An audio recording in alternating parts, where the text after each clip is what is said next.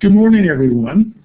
Can you hear me? If you can, let me just a reminder of some tools on the panel. Up here towards the upper left, below the video area, there's a little hand. If you can hear me, just click the little raise hand so I'll know, yes, I can hear you. Okay.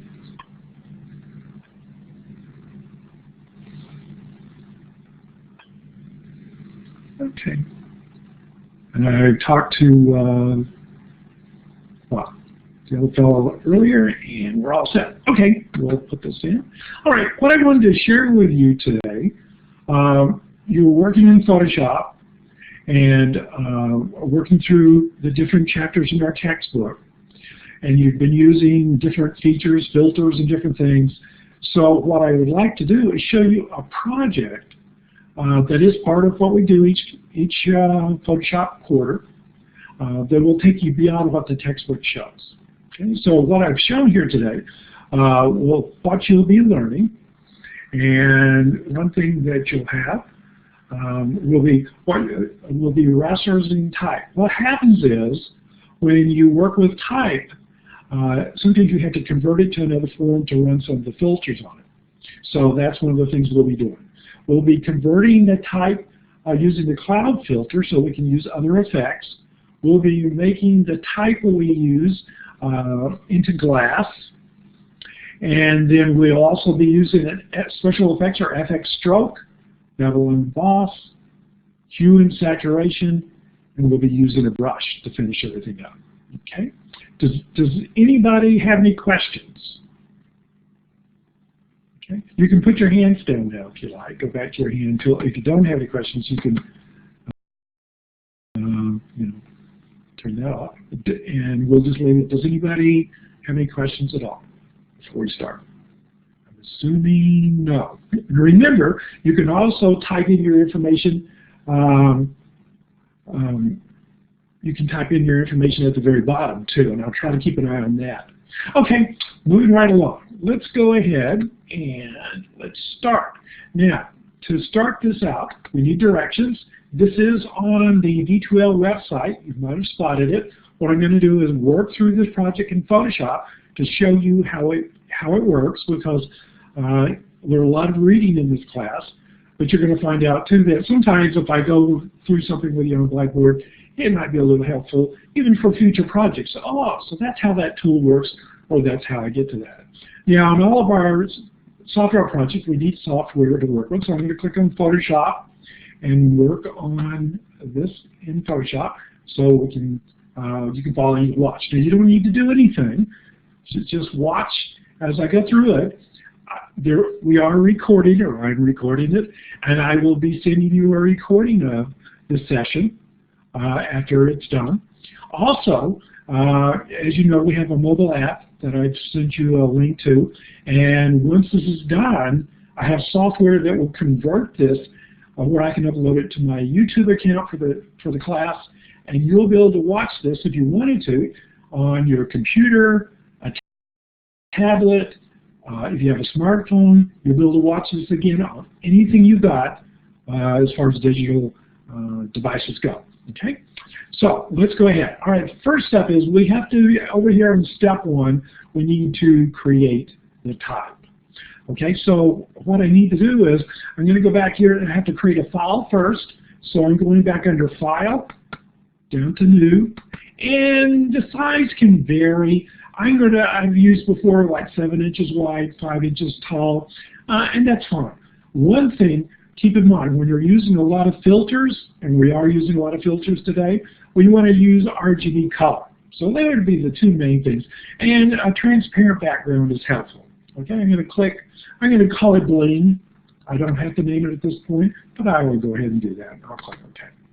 All right, so the there it is. There's our page. We can see the letter check marks or checkers. Okay, I'll be linking you in to the YouTube channel once I see she has asked me about that, and I'll be sending you that information too, so that you'll be able to go to it. It'll also be on the app once I get it uploaded. And the app I have sent you already has a couple of videos on it. We'll look at that towards the end. My goal is for this session to last maybe 30 minutes or so. I'm trying not to make it any longer than that because I don't want to take up your time. You've got more stuff, wonderful things to do in this class, and so we'll move along. Okay, here's our beginning information. We have a transparent background. I'm going to use the type tool. Right over here, and click on the type tool, and then I'm going to click right in the middle. Now I want to use black type, so I'm going to click right in here in this foreground background area, and I'm going to click, and I'm going to reset that. Let's see, and then I'm going to click into another page. Now a lot of this you already know from your other assignments. Yes. Well, Alexander, I see you're asking about the D2L app. I'll send out the link again. Let me just show you real quick, since this is coming up, and I sent this out earlier, but maybe you didn't get a chance to look at it. Here is the app itself. Okay, so let me see if I can move this over. Okay, now this is the link, and I'll send out the link again because some people didn't get a chance to check it out. This is where you'll be able to go on your smartphone, your tablet, your computer, whatever. And for instance, I've got a video here. I'll probably update it. But here's a video where you can click. It'll take you to YouTube, and it's a little 3-minute thing where I just talk about the class when you first get into the class. Okay. Then I've got, when you get further in here, you are considered part-time students. High school students are. But I have, and I'm going to add to this. This is something I've been creating over the last few weeks. But if you click on the full-time button and go to quarter 1, here is what you're working on right now. You've already worked on the IT core, you're working on Photoshop now, and you're getting ready to work on the InDesign in the next few weeks. But here is a video that I had a library session a couple weeks ago where you're moving from the IT core to the main part of the web development. If you click on that, and I won't do that, I don't want to take up your time, but if you use this little app, now, like I said, I'll send you the link again. But if you click on the little app, little link here, it will take you to my YouTube posting, and it'll show you the Blackboard presentation. Now, I'll also send you an actual link to Blackboard. Blackboard takes a while to load sometimes. I've got software where I've converted the Blackboard presentation into a YouTube QuickTime movie. So anyhow, I'm going to show you that ultimately, but you can see the little buttons here. This is a work in progress, so if you get into this and use this and it's not quite complete or whatever, keep in mind I'm still working on it. Okay? All right, let's get back. Let's go ahead and I've clicked on the type tool. I'm going to click on the page, and I'm going to type in the word Bling, and I'm going to hold down the caps key so it's all uppercase. And I'd like this to be a good size. I usually make this top, I'm going to highlight it. I'm going to go up here at the top and make sure it's 100 points. It is. Keep in mind, it has settings there where you can make it up to 72 points. They have certain settings. But if you want it bigger than that, you just go back and you type in the number. And 72 is what, 100 points is what I'd like to use. The library rate paper you did. Okay. Email me about that sheet later. That's not part of what we're going to look at right now, but we can talk about that and later about the library thing. A lot of people turn that in, and some good information came out of that. But if you want to know, we can chat on the phone about that. Let me go ahead and present this information for today. Okay, now I'm going to use my Move tool, and what I'd like to do is bring this over, and I'm going to crop this down just a little bit. It doesn't need to be quite as big, right? So once I click here, I can come back and let's see if I can get it to do what I want it to do. Go here to the corner and just something like that. And then you hit the return key. And then if you hit the Control 0, it'll zoom in for you, or you can just zoom in so you can see it at your best visibility. Okay, now if we're following our directions, what they would like for us to do is choose this time. All right, there's an easy way to do this. I'm going to choose the Move tool up here at the top, and I got a little pointer here. Let's see if I can find this little gadget. Here it is, right? hang on one second, I've got a tool here. I thought it was running, but it's not. So this can help me point out things to you a little better. I like, the question is, why did I make it 100 points? Because I wanted to. That's a nice size to work with. The filters work best for that. And then once you finish it, you can come back and you can resize it or whatever. But that's just a nice starting size that I found from past experience. Okay, all right. I'll get rid of this. All right, let's see if this will work. Okay, so now what I was trying to get is a tool that I can point out things to you a little better. So anyhow, we've got this. Now, what they're saying is we need to select the top and have the marching ants or marquee around the top. So when you go back to the thumbnail, now the thumbnail is right here. Okay? So what we're going to do, we're going to, on a PC, control click. On a Mac, you'll command click, and when you do, you can see now the little marching ants. Maybe a little tough to see, but they're little marquee running around. So now we have it selected. We want to make sure that our foreground color is black, our background color is white. So you can always just do that. You can see, I'm going to see either direction. You have seen earlier. I can press just the letter D, and that changes them if it was different. Now, in this case, we're fine. They're not different. Okay, so now the next thing that we want to look at is what we did. The next step is we're going to change this into clouds to give it a texture. So I'm going to go back up here in Photoshop, go under Filters, and you can see off to the side we go Filter, Render Clouds. So I'm going to go down to Render, Clouds. And what it's going to do is it's going to say, now, I could have rasterized this earlier. I didn't. And in the direction it says you can. I'm going to talk to rasterize it right now. Okay. So you can see that as you work through, if you forget to rasterize it or you skip that step, it's going to say, hey, this has to be rasterized to do what you want, which is fine. Okay. So there's our rasterized type.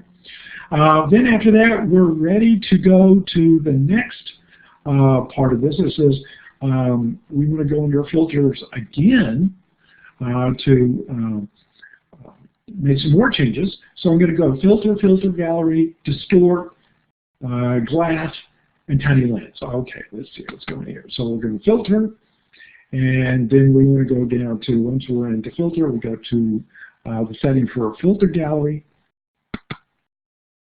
Okay, so here's the filter gallery, and there's different distortions, different settings here.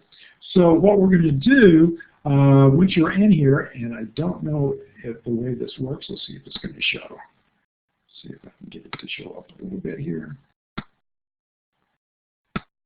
Okay, now once you're in here and you go to, in the directions you're going to show up, there's a spot in here where you go to distort, glass, and all the settings are in your directions, and the settings like a distortion of 20, a smoothness of 1, you set it on tiny lens 55. You know, for whatever reason, this isn't showing.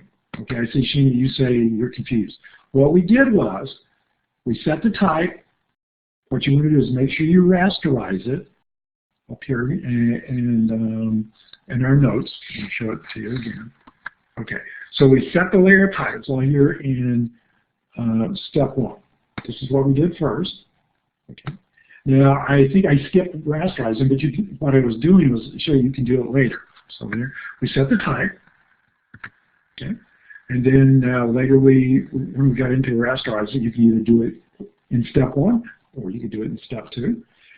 Make a selection, which we did. We control click on the thumbnail. The thumbnail is right here.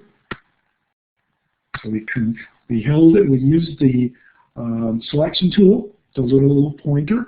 We control clicked on the PC to select it. That's when we got the marching ants. Then we came down in here. We want to make sure that the foreground was black, the background was white. And when you started out to begin with, usually it is, but you can always hit the press the letter D and that puts it back to the default setting. Okay, so how do you just select that type? Control, hold in your control key and click on the little thumbnail right here. And so that's how we did it. We control click on a MacroB command click right there. And that will select the type for you. Okay.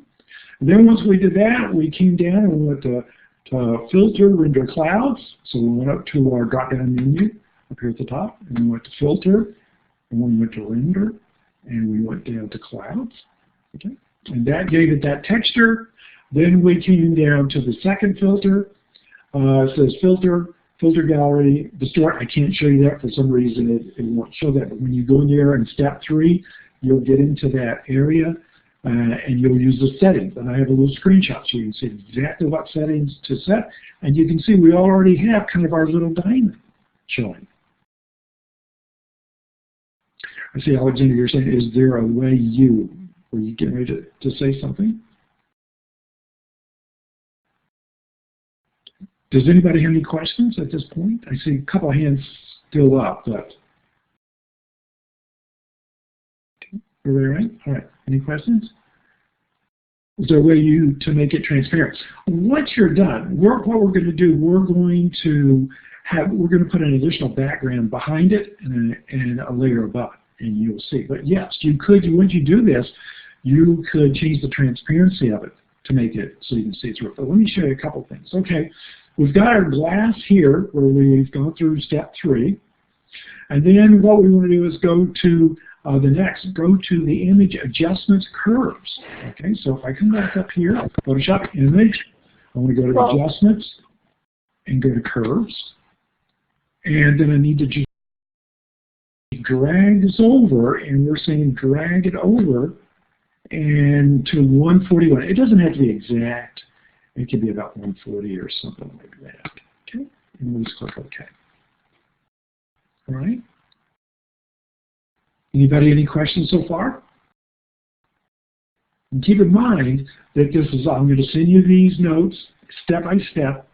So, and then as you watch the video between the two, I'm sure it will make sense to you. And it goes pretty quick. There's a lot that happens here, but the notes will really take you through it quite easily. So anyhow, we've adjusted it a little bit. The little diamonds are showing a little more. And you go to the next part, so you can see on the notes that I'm going through, and it doesn't refresh it all that quick, but let's see. Let's come back. The next thing we want to do in step 5, we want to come back and we're going to change the colors. So they say step 5 is click on the FX button at the bottom, and we're going to go to stroke. So what I'm looking at right now, you see it right here, and you see go to hit your FX button on your layers panel and go to stroke, and we're going to use position center, and the fill type is going to be a gradient copper. Okay, so let's see what that looks like. So I'm going to go back over here. I'm going to the bottom of my layer panel. And let's see. Let's see. I don't need that. Yeah, let me take that out. All right, so I want to go to the FX at the very bottom. The FX button is right down here. So we're going to go to the little FX button at the very bottom. And so I'm clicking on that. We're going to go down to the settings called stroke. And once you're in here, what we want to do is make sure the positioning on this. Okay, so we're on stroke. I'm going to make sure it's on center. Normal, everything else is fine here. Size of the stroke, 10 is good. Position center is good. And then when we get down to this part, we're going to go down here, and what we're going to look at, we want the setting to be on gradient. There's certain different ones, so it could be pattern, different things, but we want it to be on gradient. We want it to be on the copper setting for the gradient. So if you click it, you can see all the different ones that you have available. But the one you want is this one. This is the drag one, and they call it, if you look the name, or you drag over, it'll say copper. There it goes. Anyhow, that's the one you want for that. And that pretty well does it. Okay, I'm going to take that little blue border off that. All right, so that is this part here. But we're not going to click OK yet. We're not quite done. Let's go down to step 6. And we want to click on the words bevel emboss. So if I come over here to bevel emboss, now here's the thing to know. You can click on the word and it'll change it to whatever the settings for that is. And you'll see the panel that gives you the information to fine tune it. If you just click on the arrow, say for instance, if I was still back on stroke, I turn that off. If I was on stroke and I just clicked on the bevel emboss arrow, you won't see the settings for bevel emboss. So you have to click the actual words to see the settings for that. That's sometimes people might overlook and say, why aren't the settings showing up? Okay, in the bevel emboss area, we want to choose stroke emboss. So you can see there are different settings here. Stroke emboss is the one that you want to choose. Once again, we're looking at this area. Okay, and so we're choosing stroke emboss from the style area, and this is going to get a little depth. And as we go through here, make sure the technique is smooth. Make sure the depth when you're down here is chosen, and 100% depth is fine. Something in that neighborhood. It doesn't have to be exactly 100%, but roughly that is fine. Direction should be up because we want this embossing to come up from the page or have that look. And the size 10 is good. And this is all in your notes that I'm sending you. Okay. All right. The next thing is, so let's see, what are they talking about next? We did depth. Okay, so now the gloss contour is what gives this the look that we want it to have. So you move this over just a little bit. So when you come over here, look at the gloss. Right in here is what we're looking at. And let's see. And gloss contour, you can choose several different ones here. And I'm going to take this little clear off. I find that if there's a couple of, there's different ones here, you can try to see what you like best. And then what it does, it changes the way the chrome area looks. So you can choose and see what you think looks best on that. Okay? Now, once you've chosen that, that is pretty much, I'm going to double check our notes, make sure we haven't missed anything. Okay, we've got that. We're going to go ahead and click OK. Okay. Now, the next thing that we want to do after we do that, we've got our little diamonds there for the bling. We've got the type itself. The next thing that we want to do, we want to add a background and a foreground layer. And we can also change the color of this a little bit. So the next step, step 7, is to apply a hue saturation adjustment layer. All right. So I'm going to come up right up here. And I'm going to go to the adjustment layer area and make sure you click on adjustments. And then you can see when you go over the top of these, I'm going to turn this off for a second, you can see now as you click on these, they'll give you a little tooltip so you can see, and we want the one that's hue. So if you look at these and you're familiar with all this, good. If you're not, you can drag over. This one is the hue saturation, and you click on that. And then what I'd like to do, there's a couple ways to do this, but I'll follow the notes that I'm sending you so you can see it done. We want to set the saturation. Saturation is right here. And let me see, let me get back to my, and when I did this, it's going to be in that general area. And let me click back on it. There we go. I'm going to set the saturation to 100. And then I can adjust the color. Now it's kind of, you can make it any color you want. I'm trying to make it gold, but whatever you want. Then when you come back to the hue area, just drag it across. And I'm going to make it purple, gold, blue, whatever you want. I'm going to make it kind of a goldish color. That's kind of interesting. Okay, I'm going to do that. Okay. So that's up to you when you do this project. Okay, so there it is. Now, we need a background to make it stand out more, and that's step 8, where we're going to go to the layer button, and I'm going to click on the layer button twice. Okay. So one layer I want at the very bottom, so I can create a background. So I'm going to drag one all the way down, so it's at the very bottom, and I would like to fill it with kind of a green color. Golden green looks good, I think, anyway. All right. So I'm going to click right here and change my foreground color. It's black right now, so I'm going to click on that, and I'm going to change it to kind of a dark green color. Let's get rid of that. So I'm going to click OK. And then what you can do to fill that layer, I'm on that layer that I brought to the very bottom. I'm going to hit Option Delete, and it fills your background with the color that's in your foreground. Option Delete. So I'm going to click here. I might make it a little darker. Let's see. And let's see. Okay. So anyway, let's see. Then the next thing that we want to do, after that, we need to add some little stars. Okay. So what I'd like to do, I'm going to go back to my very top layer, and then I'm going to add stars. Now, how do you get to that? Well, that is in step 8. We're going to choose stars. The way you get to it, in your software version of Photoshop couldn't change just a little bit, but pretty much it's the same. If I come back in here, I'm going to come right over here, choose my brush tool. Okay. So you can see the brush tool is on the right side, about a third of the way down. And then what we're going to do is choose that. You might click on it, make sure you're on the brush tool. There's several things there. I want just the brush tool. And then I'm going to come back up this area right up here. You can see you've got different settings for the brush.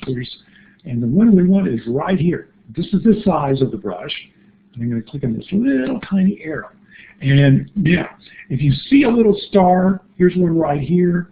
If you see it, you can choose it. If you don't see it, what you can do, you can come back in here and click on this little gear and come down, and you can go to Assorted Brushes and add it, because you may not have it in there. So I hit Add Brushes. Now, keep in mind that you never want to say OK. We're not typically in it, because what it's going to do is dump all your other brushes, and you'll only have that assorted brushes. So what I like to do is click Append, and what that just means, you're going to keep all the brushes you've saved along the way working with Photoshop, and you're going to add this set of assorted brushes, which the star is in. Okay. So I like to use a pretty good size one. So once you're in there, you can kind of scroll through, and you'll be able to see the little stars. And here's one here. I'm going to click on 48, and I can change the size of it up here. There's a size. Maybe I'll change it to 75 just for fun. It doesn't say that in the notes, but I'm going to do that. Now, I want to add a little starburst on this to make it a little more interesting. So I'm going to come back and change my foreground color. Now, what I can do, I can just click this little arc here. I'm going to click. And now I'm ready to go. It's made the brush tool is going to use white paint. And I click, and you click around the edge of it. And the darker your background is, the more the little stars are going to show up. And you can see off to the side, I've got one with a darker green, and so it stands out even more. But you can see how that works. And it's kind of cool. So if you could still come back here and say, you know, can I change that color? Sure. I'm going to go back in here and I'm going to change it to something else. Maybe even a really dark. Let's see, something like that. I'm going to hit Option Delete or Alt Delete on the PC, and that'll make the stars stand out even a little more. And okay, and then if you want to add more stars, make sure you're on that layer. Okay. And you can click around and you can add more stars. Okay, now we're almost to the end of what I want to show you, but let me ask you first. Anybody have any questions? Everybody okay? If you have a question, you can type it in at the bottom, or if you're okay, no questions, let's do this. Go to your little smiley face, and if everything's fine, you don't have any questions. I'm not seeing yes, no, or anything. I'm assuming. Alexander says he's fine. Okay. Anybody else? Everybody all right? She is okay. Okay. I'm assuming that since nobody's typing notes in or anything, that you're okay. All right, so here's what I want to show you. I'm going to send you all this stuff. We looked at, I'm going to have this video, and in the next 24 hours, this video will be on this, our little mobile app that you can use and look at anytime you want, wherever you are, depending on digital devices you have available to yourself. We looked at, this is the things we looked at today. Now, what I want to ask you, just as a kind of a reminder, let's go back and just look at this. Let's see, check a few things out, and just see what you done. Now, you're not rated on this, but let's just see where we're at with a few things. Okay, let's look at this, because these are the things we cover. What color system do you use for a website? Now, you're all web development students. Do you use A, CMYK? Do you use the color system of RGB? That would be B. Or do you use C, Pantone? If you will, go ahead up here, and let's see. We'll see if we can change this around for you. And hang on one second. I'll tell you what. Let's do this. In the very bottom, whatever you think it is, just type in A, B, or C. Okay.